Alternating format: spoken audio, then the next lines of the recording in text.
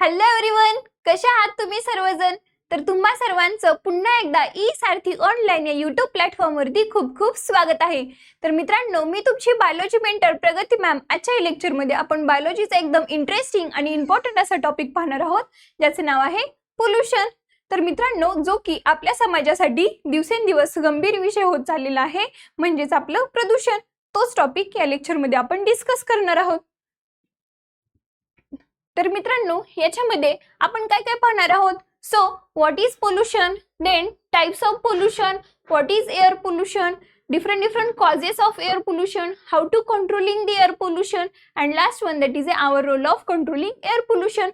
जो की पोल्युशन आणि जो फर्स्ट टाइप आहे एअर पोल्युशन, तो या लेक्चर मध्ये आपण डिस्कस करणार आहोत.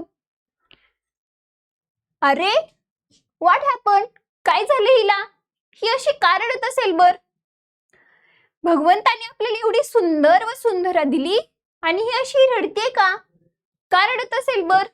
जेव्हा देवाने आपली सृष्टी निर्माण केली तेव्हा खूप सारे झाडे, झुडपे, पशु, पक्षी, मानव असं काही छान निर्माण केलं होतं. मग ही अशी रडत का बर असेल? का रडत असेल बर? कारण आहोत आपणच. आपण काय केलं? आपण केलं आहे असे खूप सारे इंडस्ट्रियल एरियाज, ज्यातून खूप सारा धूर बाहेर निघतो. आपण या इंडस्ट्रियल एरियामधून जो काही वॉटर बाहेर निघतो तो या नदी नाल्यांमध्ये सोडलेला आहे. जी खळखळ वाहणारी नदी होती ती आपण दूषित करून टाकलेली आहे. मग ही अशी रडणारच ना. तर मित्रांनो, जो आपल्या पर्यावरणासाठी गंभीर विषय होत चाललेला आहे म्हणजेच आपला पोल्युशन, तोच आपण या लेक्चरमध्ये सविस्तर पाहूया. ओके. तर मित्रांनो, आपण या लेक्चरला सुरुवात करण्या अगोदर एक छोटीशी स्टोरी ऐकूया. स्टोरी अशी की बघा, एक खूप छान असं घनदाट जंगल असतं. त्या जंगलामध्ये एक चिमणी तिच्या कुटुंबियांसोबत छान राहत असते. पण त्या चिमणीला ना असं खूप शहरं किंवा जे काही गावं असतात किंवा मानव कसे राहतात, ते कसे राहतात ते तिला पाहायचं होतं. मग तिला खूप अशी उत्सुकता होती, ते कसे राहतात, शहरं कशी असतात ते पाहण्याची तिला खूप जास्त अशी उत्सुकता होती. मग ती चिमणी एके दिवशी तिच्या घरट्यातून भुर्र करणं उडून जाते आणि उडत उडत उडत असताना तिला खूप जास्त तहान लागते. मग तिला वाटतं एके ठिकाणी खूप असं छान पाणी वाहत आहे, मग तिथे आपण पाणी प्यावं. मग तिथे पाणी पिण्यासाठी ती जाते, पण तिच्या चोचीमध्ये पाणीच येत नाही. तिथे असतो सर्व कचरा. ती म्हणते, बापरे, मी इथे पाणीच पिऊ शकत नाही. मग ती बिचारी तहानलेली चिमणी तशीच उडत उडत उडत जाते आणि उडत उडत जात असताना एका इंडस्ट्रियल एरियामधून जात असताना तिथे खूप सारा धूर बाहेर निघत असतो, खूप सारा स्मोक असतो. मग तिला तिथे श्वासच घेता येत नाही. ती म्हणती, बापरे, हे लोक कसे राहत असतील बर, हे कसे जगत असतील बर. मग ती बिचारी चिमणी तशीच उडत उडत उडत जाते आणि एका रोडवरून जात असताना तिला वाहनांचा खूप जास्त असा आवाज येतो. ती म्हणते, माझ्या तर जंगलामध्ये किती शांतता असते, किती नीरव शांतता, सर्व चिमण्यांचा किलबिलाट असतो, आणि इथे काय आहे, हे लोक जगतात कशी? तर मित्रांनो, जो त्या चिमणीला प्रश्न पडला तोच प्रश्न आज आपल्याला पडायला पाहिजे. तुम्ही आता 8वी, 9वी, 10वीला आहात. जेव्हा तुम्ही 12वी, जेव्हा तुम्ही ग्रॅज्युएशनला, तुमच्या पोस्ट ग्रॅज्युएशनला मोठ्या मोठ्या मेट्रोपॉलिटन सिटीजमध्ये किंवा वेगवेगळ्या सिटीजमध्ये जाता शिकायला, तेव्हा या सिटीजमधली जी काही लोकसंख्या आहे अशी भयानक वाढत चाललेली आहे.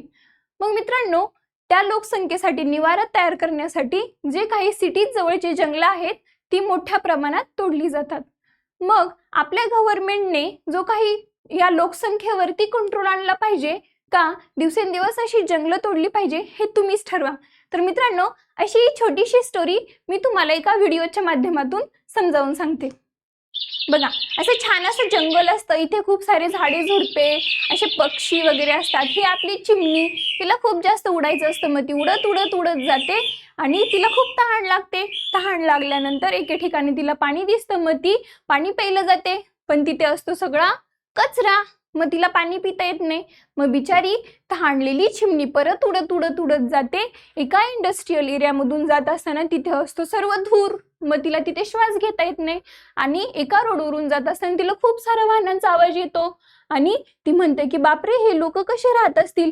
आणि आपली ही पृथ्वी पण बघा कशी परेशान झालेली आहे. तर मित्रांनो, असाच एकदम गंभीर असा विषय होत चाललेला, जो की पोल्युशन म्हणजेच प्रदूषण, तो आता आपण पाहूया. तर बघा, पोल्युशनची डेफिनेशन.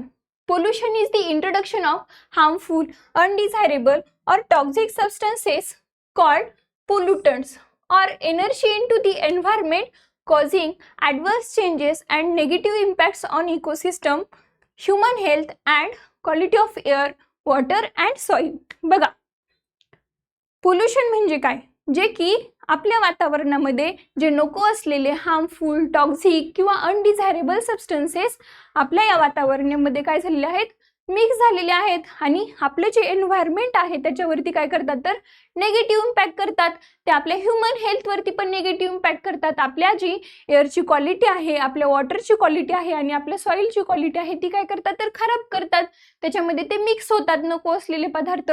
त्यालाच आपण काय म्हणतो, तर पोल्युशन म्हणजेच काय, तर प्रदूषण. ओके, मग आता आपण पाहणार आहोत की डिफरंट टाइप्स ऑफ पोल्युशन. मग कोणते कोणते टाइप्स असतात रे पोल्युशनचे? तर first of all that is air pollution. Air पोल्युशनला आपण काय म्हणतो, तर वायू प्रदूषण. Second that is water pollution. त्यालाच आपण काय म्हणतो, तर जल प्रदूषण, जे की आपल्या पाण्याचं प्रदूषण. Third that is noise pollution, म्हणजेच आपलं ध्वनी प्रदूषण. And last one that is soil pollution, म्हणजेच आपलं मातीचं प्रदूषण. ओके, असे वेगवेगळे टाइप्स आहेत आपल्या पोल्युशनचे. मग आता आपण या लेक्चरमध्ये पाहणार आहोत what is air pollution. Okay, तर बघा, एअर पोल्युशन म्हणजेच आपण काय म्हणतो, तर वायू प्रदूषण. तर फर्स्ट ऑफ ऑल आता आपण पाहूया की definition of air pollution. Air pollution is the contamination of indoor or outdoor atmosphere by chemical, physical or biological agents that modify its natural characteristics. बघा, एअर पोल्युशन म्हणजेच वायू प्रदूषण. जे काही नको असलेले अनवॉन्टेड किंवा अनडिझायरेबल जे पार्टिकल्स आहेत ते आपल्या एअरमध्ये मिक्स झालेले आहेत आणि जी काही आपल्या एअरची क्वालिटी आहे ती खराब केलेली आहे. जे काही केमिकली, फिजिकली जे बायोलॉजिकल एजंट्स आहेत ते आपल्या नॅचरल जी एअर आहे तिला मॉडिफाय केलेलं आहे, तिच्यामध्ये बदल केलेला आहे.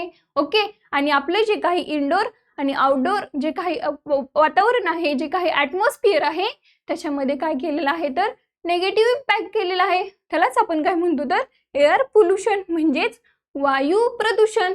यालाच बघा, जे काही आपल्याला नको असलेले म्हणजे जे काही टॉक्सिक सबस्टन्सेस आहेत ते आपल्या विषारी वायू काय होतात, तर आपल्या एअरमध्ये काय होतात, मिक्स होतात. त्याच्यामुळे पण काय होतं, आपल्या एअरचं पोल्युशन होतं. तर मित्रांनो बघा, आपल्या 7 अजुबांपैकी एक अजुबा जसं की आपलं ताजमहाल. बघा, जे काही ताजमहाल आहे ते आपले ताजमहालाची जी ब्युटी आहे ती दिवसेंदिवस काय होत आहे, तर खराब होत आहे. मग ती तशी का होत आहे? जी काही मथुरा ऑइल रिफायनरी आहे त्या ऑइल रिफायनरी मधून जो काही स्मोक बाहेर येतो, जो काही धूर बाहेर येतो तो इतका टॉक्सिक आहे. त्याच्या थ्रू खूप असे हार्मफुल गॅसेस बाहेर पडतात आणि ते आपल्या डायरेक्टली एअरमध्ये मिक्स होतात.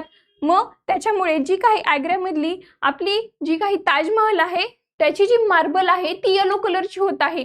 बघा, ती व्हाईट कलरची मार्बल येलो होत चाललेली आहे. मग या एअर पोल्युशनचा आपल्यावरती तर किती परिणाम होत असेल, तुम्ही कधी विचार तर केलेला आहे का?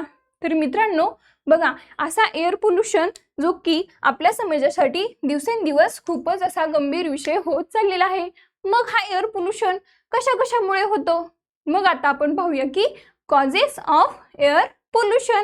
बघा, different causes of air pollution here. बघा, when people burn trash it releases harmful gases into air.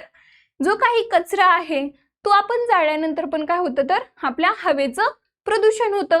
त्याच्या थ्रू जे काही टॉक्सिक गॅसेस आहेत ते आपल्या एअरमध्ये डिरेक्टली काय होतात, मिक्स होत असतात.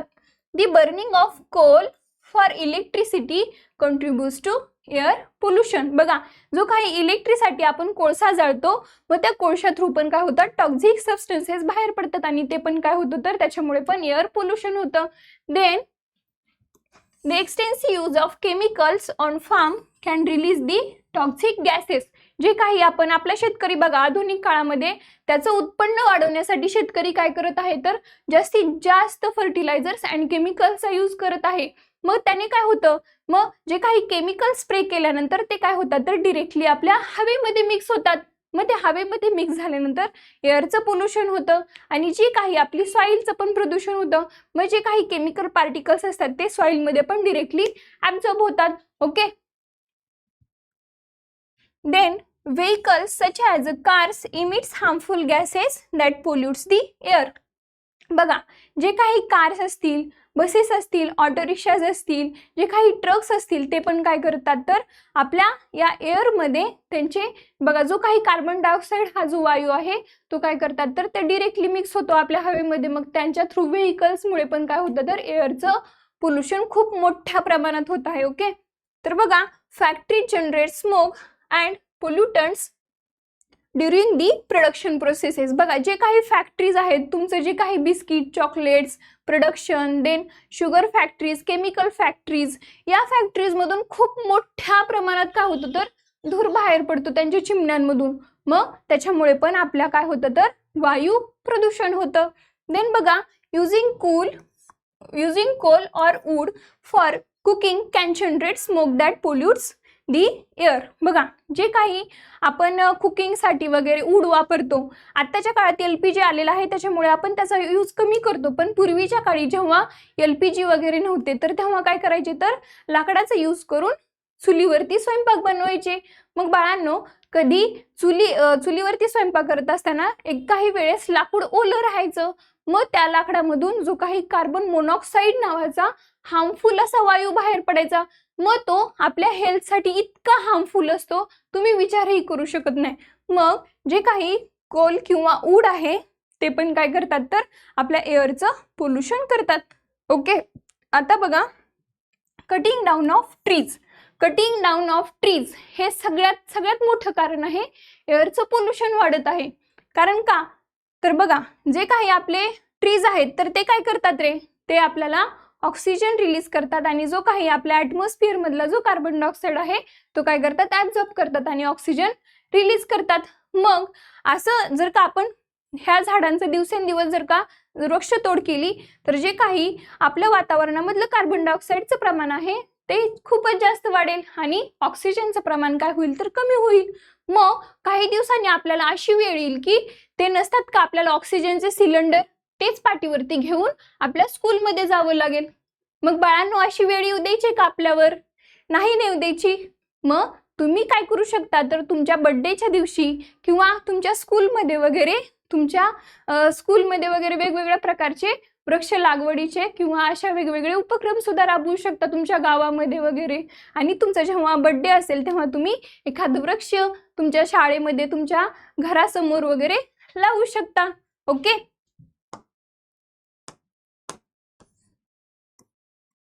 So we have to see next, that is a controlling air pollution. मग आता आपण पाहिलं की different causes of air pollution. आपण पाहिलं की एअर पोल्युशन म्हणजे काय असतं, टाइप्स ऑफ पोल्युशन पाहिले, देन आपण ती स्टोरी पाहिली, देन आपण पाहिलं की पोल्युशन म्हणजे काय असतं. आता आपण पाहूया की how to controlling the air pollution. बघा, the air over most of the cities of our country is highly polluted.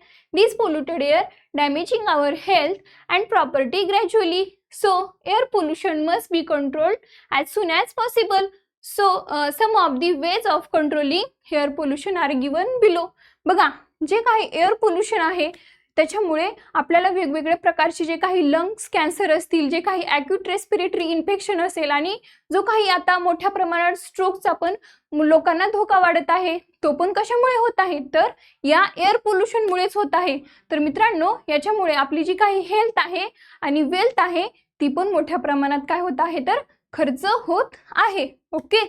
तर आता आपण पाहूया की how to control the air pollution. Okay. मग ह्या एअर पोल्युशनला कसं कंट्रोल करायचं तर बघा, the air pollution can be controlled by using smokeless fuels like LPG, PNG, piped natural gas and biogas for cooking food instead of wood, cow dung, cakes or coal. Solar cookers can also be used for cooking food. Solar water heaters should be installed for obtaining hot water. बघा, आता आपण wine mills वगैरे बघतो. बघा, wine mills किंवा जे काही renewable energy जे काही सोलार पॅनल्स असतील त्याचा पण यूज करून आपण एअरचं जे काही पोल्युशन आहे ते कमी करू शकतो. मग कसं, जे काही वाईन मिल्स असतात, मग ज्याला आपण म्हणतो की पवनचक्क्या, त्या काय करतात, जशी हवा येईल तशी तशी काय करतात, त्या फिरतात. मग त्यातून काय होते तर एनर्जी क्रिएट होते आणि त्यातून जी एनर्जी क्रिएट झालेली आहे ती आपण आपल्या घरामध्ये इलेक्ट्रिसिटी म्हणून त्याचा यूज करतो. मग अशा प्रकारे जे काही ज्याच्या थ्रू आपल्याला कोणत्याही प्रकारचं आपल्या पर्यावरणाला नुकसान होणार नाही असे जे काही रिन्युएबल रिसोर्सेस आहेत, जसं की आपला सन झाला, आपले विंड थ्रू होणारं जे काही इलेक्ट्रिसिटी निर्माण करू शकतो, मग अशांचा देखील आपण यूज करू शकतो. देन आपण काय काय करू शकतो, जसं की आपण यूज करू शकतो आपल्या LPG. आता आपण आपल्या घरामध्ये जे काही LPG सिलेंडर येतं, liquefied petroleum gas, then PNG म्हणजेच पाइप्ड नॅचरल गॅस, ओके, आणि biogas for cooking food instead of wood, cow dung, cakes और कोल. जसं की आपण LPG किंवा PNG म्हणजेच पाइप्ड नॅचरल गॅस, बायोगॅस जे की नॅचरल गॅस आहेत त्यांचा यूज करून आपण काय करू शकतो तर आपलं एअर पोल्युशन कंट्रोल करू शकतो. मग त्यांचा यूज केला तर आपल्याला कुठल्याही प्रकारचं हार्म होणार नाही, ह्युमन हेल्थवरती हार्म होणार नाही, आपल्या पर्यावरणावरती देखील हार्म होणार नाही. अशांचा यूज करून आपण काय करू शकतो तर आपलं एअर पोल्युशन कमी करू शकतो. ओके, अजून आपण वॉटर हीटर्स असतील त्याचा पण यूज करू शकतो, सोलार कुकर असतील त्याचा पण आपल्या कुकिंगसाठी यूज करू शकतो. Okay, so we have to see next, that is air pollution from motor vehicles can be reduced by using CNG. जो काही आपला कॉम्प्रेस्ड नॅचरल गॅस आहे ॲज अ फ्युअल म्हणून पण आपण काय करू शकतो तर यूज करू शकतो. जसं की त्याच्यामध्ये मिथेन हा नॅचरल गॅस प्रेझेंट असतो, मग तो आपल्या पर्यावरणासाठी कसल्याही प्रकारचा हार्मफुल नसतो. मग तो यूज करून आपण काय करू शकतो तर एअरचं पोल्युशन कंट्रोल करण्यासाठी मदत करू शकतो. CNG is a very clean fuel which does not pollutes the air. A few years ago, Delhi was one of the most polluted cities in the world. It was being choked by fumes exhaust released by a very large number of cars, buses, auto rickshaws running in city on petrol and diesel. बघा, जे काही petrol आणि डिझेलवरच्या ज्या काही गाड्या आहेत, ज्या petrol आणि डिझेलचा यूज करून आपण रोडवरती सोडतो, पण जेव्हा दिल्ली गव्हर्नमेंट किंवा दिल्ली ही जेव्हा खूप जास्त प्रमाणात पोल्युटेड झाली होती, जी काही वर्ल्ड मधली जी टॉप मोस्ट कंट्री येत होती पोल्युटेड सिटीजमध्ये, कोणती येत होती आपली दिल्ली. तर मग ह्या दिल्ली गव्हर्नमेंटने त्याचं कंट्रोल आणण्यासाठी काय केलं तर जो काही आपला CNG वरच्या काय केलं तर गाड्या सोडण्यासाठी किंवा गाड्या बनवण्यासाठी काय केलं तर प्राधान्य दिलं. जसं की आपल्या ऑटो रिक्षाज असतील, कार्स असतील, बसेस असतील, त्या आपल्या रोडवरती धावण्यासाठी त्यांनी काय केलं तर प्राधान्य दिलं. ओके, मग ह्या CNGचा यूज करून तो कुठल्याही प्रकारचा हार्मफुल आपल्या जे काही पर्यावरणाला हार्मफुल नाहीये, मग त्याचा यूज करण्याला त्यांनी काय केलं तर प्राधान्य दिलं. ओके, तर मित्रांनो बघा, दिल्लीमध्ये इतक्या जास्त प्रमाणात प्रदूषण झालेलं होतं, एकेकाळी गव्हर्नमेंटला तिथे असा निर्णय घेण्यात आला होता की ऑड अँड इव्हन नंबरिंगची जी सिस्टीम आहे तिथे राबवण्यात आली होती. मग ऑड अँड इव्हन नंबर काय असतं मॅम? तर बाळांनो, जे काही आज जर का तुम्ही ऑड नंबरच्या गाड्या सोडल्या तर उद्या इव्हन नंबरच्या गाड्या सोडणार, उद्या इव्हन नंबरच्या गाड्या सोडल्या तर परवा ऑड नंबरच्या गाड्या सोडणार. मग अशाने काय होईल तर ज्या काही निम्म्या गाड्या आहेत त्या घरीच बसून राहतील आणि ज्या काही निम्म्या गाड्या आहेत तर त्या रोडवरती धावतील. मग अशाने काय होईल तर जे काही पोल्युशन आहे ते कमी होण्यासाठी, जो काही कार्बन डायऑक्साईड आहे तो कमी करण्यासाठी काय होईल तर मदत होईल.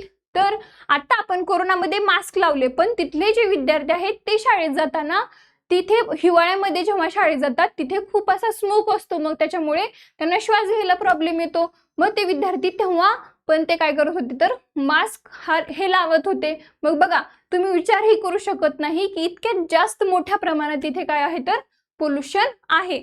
ओके, मग अशा काही रिन्युएबल रिसोर्सेसचा किंवा जे काही नॅचरल गॅस आहे त्याचा यूज करून पण आपण एअर पोल्युशन हे कंट्रोल करू शकतो.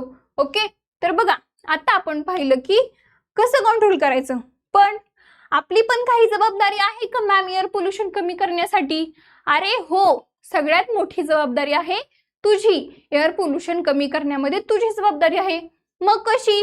बघ, तुला तुझी आई किंवा आजी म्हणत असते, अरे तू लाईट बंद कर, बंद कर, फॅन बंद कर. पण आपण ऐकतो का? नाही ऐकत. आपण तसेच लाईट फॅन तसे चालू ठेवतो. करतो की नाही? जेव्हा तू म्हातारा होशील आणि जेव्हा तुझे नातू म्हणतील की हा आजाने मला काहीच इलेक्ट्रिसिटी ठेवली नाही, सगळी माझी इलेक्ट्रिसिटी खाऊन घेतली, मग बघा.